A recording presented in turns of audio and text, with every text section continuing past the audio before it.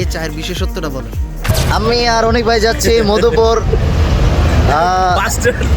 বাসের না, আনারস খাইছে না, এই লোকটা আসলে ব্লগ বুঝে না। আচ্ছা যাই হোক, পরবর্তী সিনে দেখা হচ্ছে। আমরা যে বাস উঠবো সেই বাস দেখিয়ে দেবো। ওকে, গুড নাইট, না সরি গুড মর্নিং। আমরা মধুপুরের উদ্দেশ্যে রওনা দিয়েছি বিনিময় বাসের মাধ্যমে। তো রাস্তাটা একবার দেখুন কত সুন্দর, না অনেক ভাই? শুরু হয়েছে। মধুপুর মূলত তার 25,000 বছরের পুরনো ঐতিহাসিক লালমাটির বন এবং আদিবাসী গারো সংস্কৃতির জন্য বিখ্যাত। এছাড়া ব্রিটিশ বিরোধী আন্দোলন ও মুক্তিযুদ্ধের দুর্ধর্ষ স্মৃতি বিজড়িত এই অঞ্চলটি বর্তমানে আনারসের রাজধানী এবং বিশাল শালবনের জন্য সমাদৃত।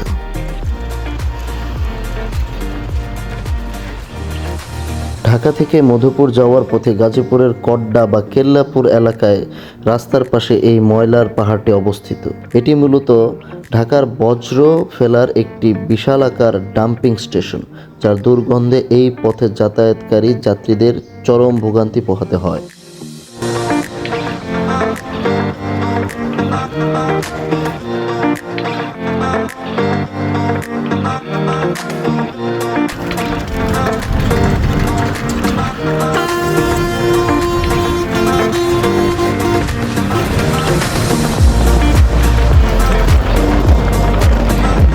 অবশেষে আমরা মধুপুর পৌঁছলাম, মধুপুর থানার সামনে।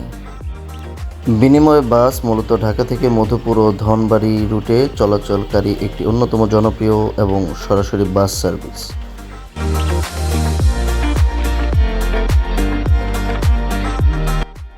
অনেক ভাইয়ের সাথে যাচ্ছি, জায়গাটা খুব সুন্দর।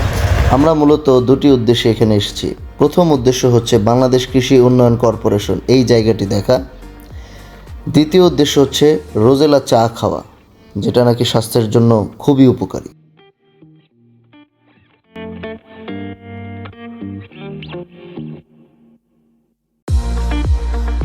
মাটির ঘরটি দেখে চোখটি জুড়িয়ে গেল।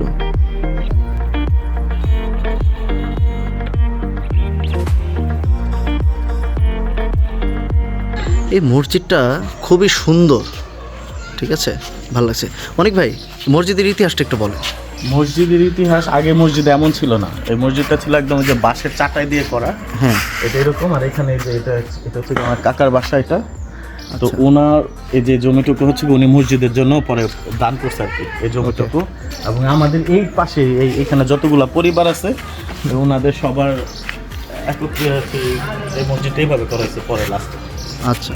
1961 সালে পূর্ব পাকিস্তান কৃষি উন্নয়ন কর্পোরেশন নামে প্রতিষ্ঠিত এই সংস্থাটি স্বাধীনতার পর বিএডিসি হিসেবে পুনর্গঠিত হয়।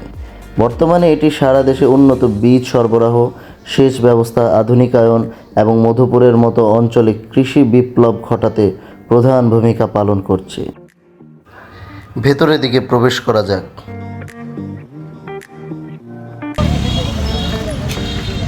অনেক ভাই, জায়গার ব্যাপারে কিছু বলেন। জায়গার ব্যাপারে বলতে এটা হচ্ছে গিয়া বিএডিসি ফার্ম, এটা বাংলাদেশের দ্বিতীয় বৃহত্তম কৃষি উন্নয়ন কর্পোরেশন এটা।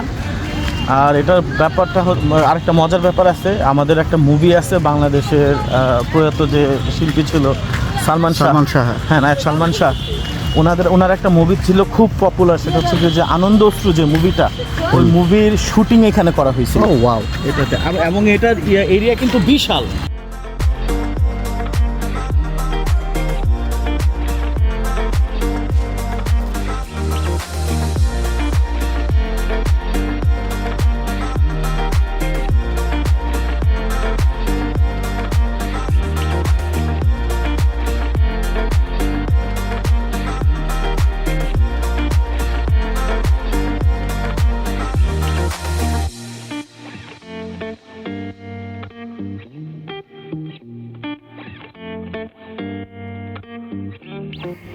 খুবই মনোমুগ্ধকর একটি পরিবেশ এই জায়গায়।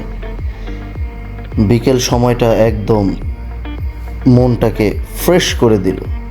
আপনারা আসবেন এখানে, এসে দেখে যাবেন অবশ্যই।